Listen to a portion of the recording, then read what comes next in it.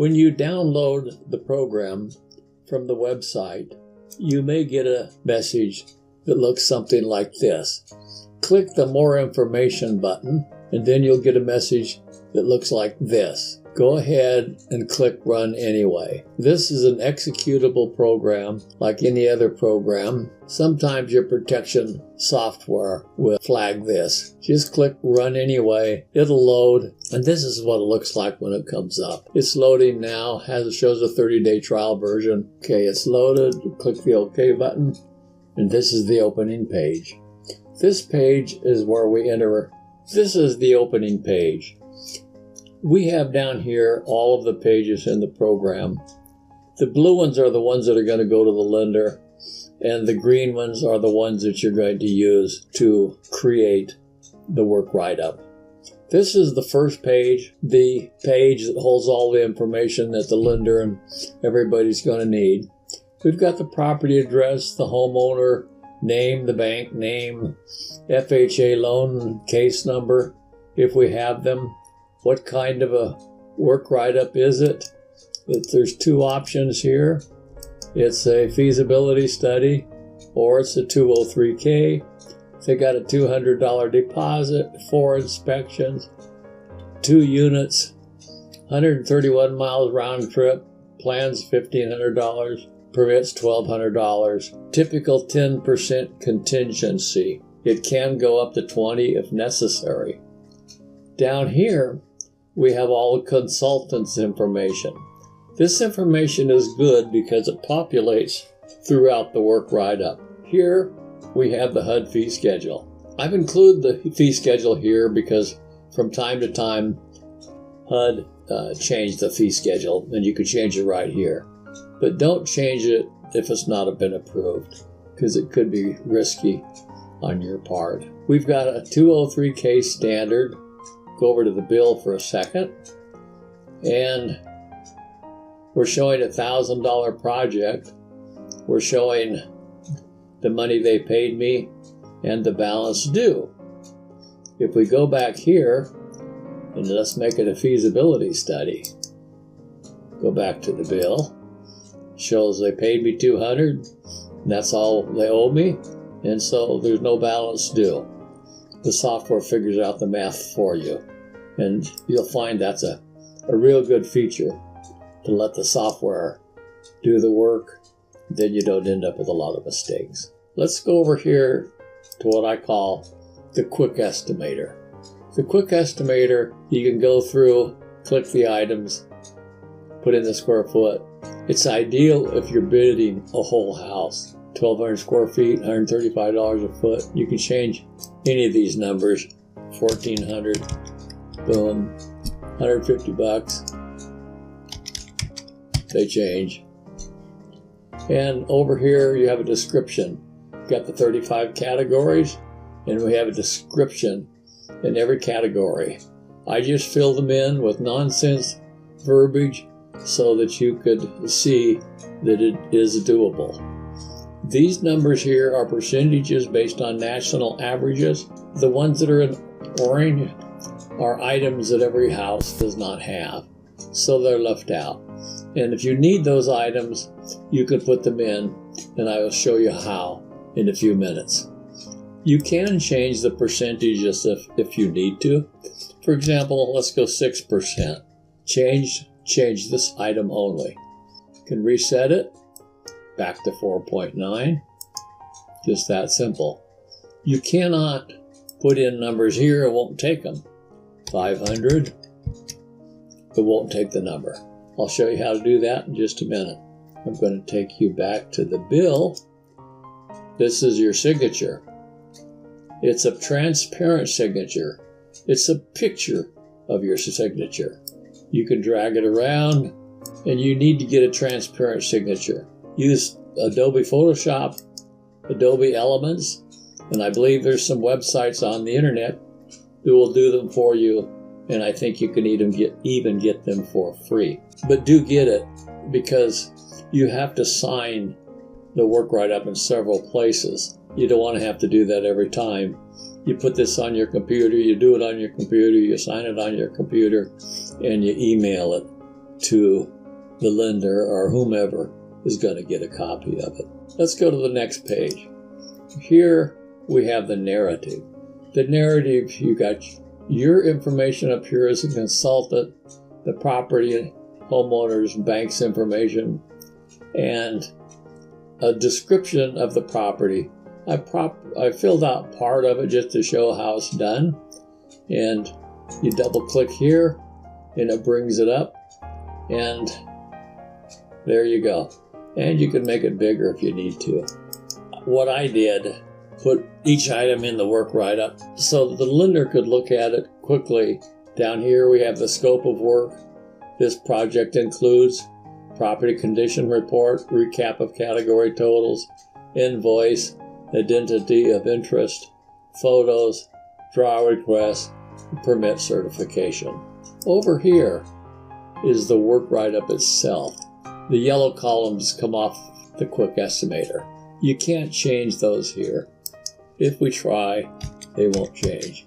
So don't fool with these numbers here. And if you need to do something, do it over here. But don't change quick estimator numbers. If you can't get the number you want, just don't use that portion. Put a 0 in here. Or clear that out, and that'll go away. And then you can write it in here. 400, 300, and it comes out here at $700. And if you take the 1 out, you get nothing. When you first come onto this page, up here, you have the totals of the work write-up, recap of totals, draw request, draw beginning balance, and your quick estimator total. In the very beginning, they should all equal. But when you come over here and you start working in this area, adding items, then those numbers are going to start to change. For example, let's just say we got some wood trim, $500, $400 to put it in. It's got $900. Now we're out of balance by $900. We're really not out of balance. It's just that the two aren't in agreement, and that's because we're adding more items here. Now, if we take the quick estimator out, because it doesn't really help in the project that we're working on, go back to the work write-up, and this is what we've got. We've got our $500 item, and I think we have another one up here somewhere. Because, yeah, $900. There we go. You can put any items that you need to put in here. You can put whatever verbiage you need to put in here. If you need more lines, you click the button and it adds 2 rhyme. You can type what you want. We're doing ceramic tile. Install kitchen sink backsplash. And that's going to be $250, another $500. And that's how you work it. If you don't need the quick estimator, and really most jobs you won't, because it's quicker just to put it in here in the green column. And keep your 1s, 2s, 3s. For example, windows is a good example. If you're replacing 12 windows, you can put them all together to replace 12 windows. You could put them over here on a per window basis. If they're $400, $75 to put it in. That's 1 window. If there's 12 of them, put in a 12. It'll do the math for you. I normally just did the 1. It's easier, and it's easier to understand. The lenders, they don't want to spend a lot of time having to try to figure out what you're telling them. They want it. This is just a small portion of their job. I'm going to go back to the quick estimator, put our numbers back in. 1,000 square feet. Just so we have something to work with. Here we go. There's our work write-up. We're done. But notice we have extra lines if we need them. You might need extra lines to put in extra verbiage, explanation of what you're doing, or extra items that you need to put in. When we're ready to go, we show here at the bottom we have 2 units, 4 inspections, excess miles, 101 excess miles. It started out as 131, so the machine did the math. 58 cents a mile. So you get $100 for your inspection, $25 for the second unit, $59.09 for the excess mileage. Over here, you have your job total, your contingency, and your subtotal. Your plans, permits, consultant's fee, inspection and mileage fees, and then we have a total here. We're all done. We're ready to go on to the next portion. Hide all that. The lender's going to see just the white page. They're not going to see the green or any of this other nonsense. They don't need to see it. They won't understand it. Do not send it in like that, because you're going to just add confusion. Hide it. They're not interested in that. We have your report. Property condition report. The property appears to be readily marketable. No, it's a 203K. Not likely.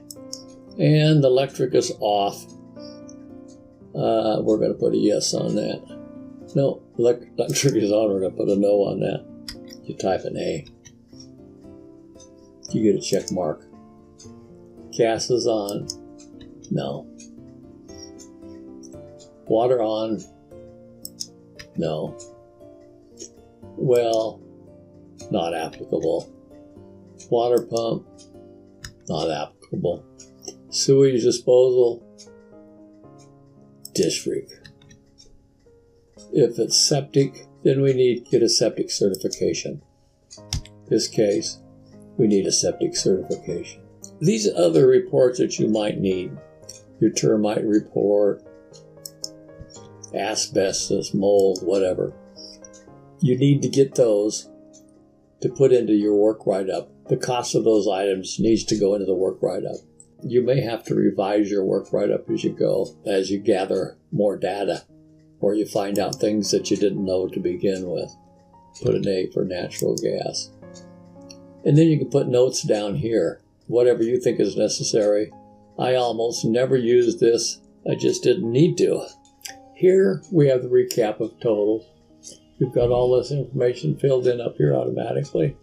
All of our numbers are filled in. They balance. You need your signature here, contractor signature, and the owner's signature. Certification of identity interest. Your signature goes here. And remember, it's just a picture. You can drag it once you get it. And they're not that hard to get. But save it because you're going to use it. This is just the HUD verbiage that's in here. And it's pretty simple. It's got your information here and the loan information there. Photos. We come up here, push the photo button. I'm not sure what this picture is, but let's take that one. Oh yeah, that's a countertop. Busted up countertop. Stick it in there. Size it. Typically I put 6. On occasion I put 8. 6 is usually enough. If the lender wants more, you can email the whole package to them. I usually had 30 or so more pictures that I could send. Good pictures are worth a lot. Gives them a good idea of how bad the property really is, because they don't see it. You see it, the appraiser sees it, agent sees it. The lender usually does not see it. So they're going off of what other people tell them.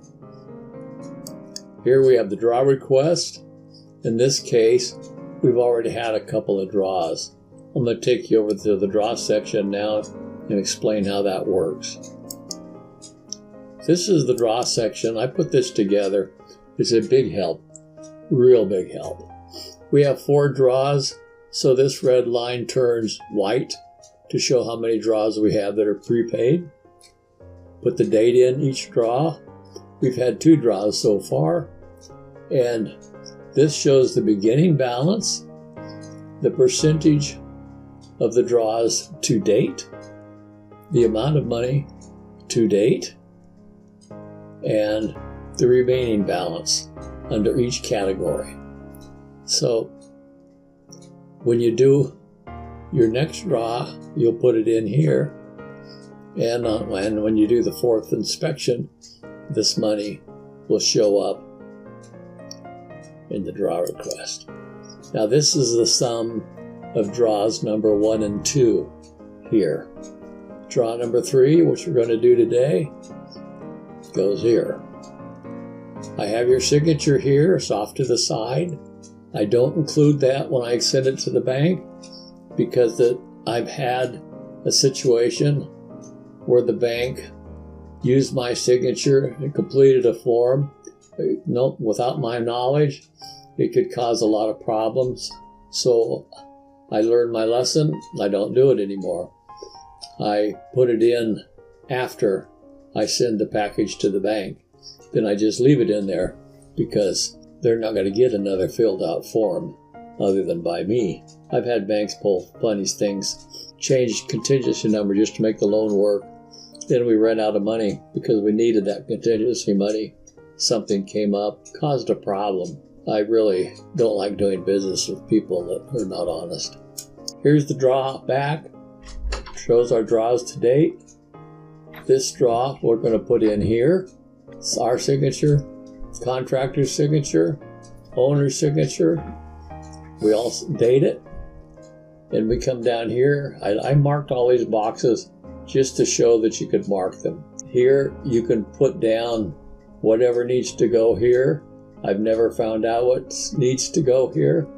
I've heard different people ask for different things, so I give them what they want, whatever they ask for. Typically, I would just put this draw as 20% or 40% complete, whatever it was. But to do a number or a check mark, just delete. You want to put it back? Click the A. This works that simple. It's really neat. You've got your inspection fee down here, your signature, your marked consultant inspector, your consultant's number that comes from the big opening page. All this fill-in information comes from there. Back to our draws. We take a draw today. We're going to let's just take some money someplace where we've got a lot of money. How about right here? In grading. Well, that's got to be done by now. 13,450 left. Let's take it all. Okay, we're down to nothing there. 6750 for finished floors, and that's how it works. We've got the total draw, 10% can hold back, 222 or 2020 in this case, 18,000 net, and here's our totals here. Also, we've taken no contingency money so far. Let's assume we needed some contingency money. We've got 8,000. We need 4,000 of it right now.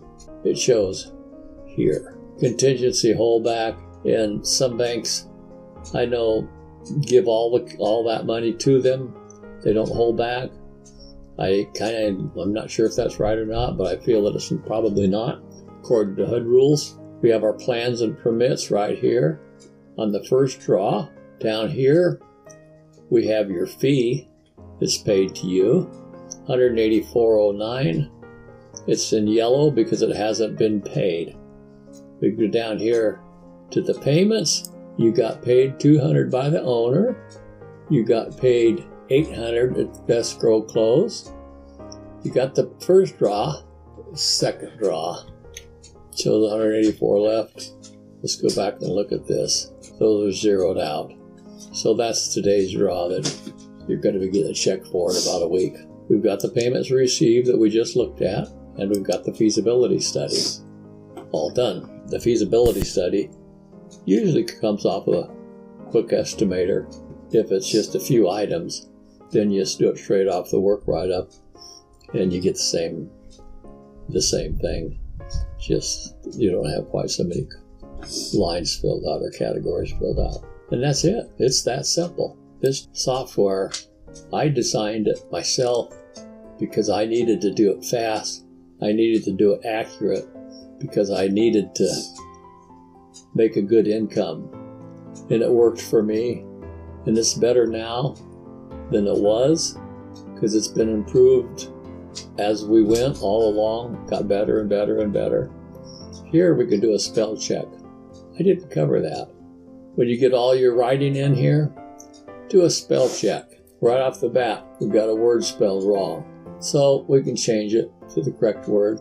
Okay, checked all the rest of them, they're good. When you do the work write-up, same thing. Spell check it. I think we've got no errors there. Ready to turn it in. What we do next, we go back to here, the beginning, save to PDF, and watch how this magic works. Click the PDF button there, it's saving. It's done, it's saved. Save it to the name of, and it shows all the pages. They're all ready to go.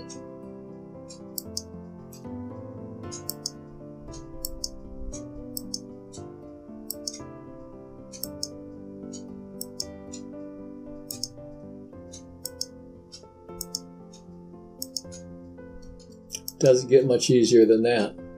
Go download it, give it a try. If there's anything you think it's missing, let me know. We'll try to put it in if it makes sense. And if there's something that's not working properly, let us know that too. We'll fix it. Should do you a good job. Thank you for watching the video. Good luck with it.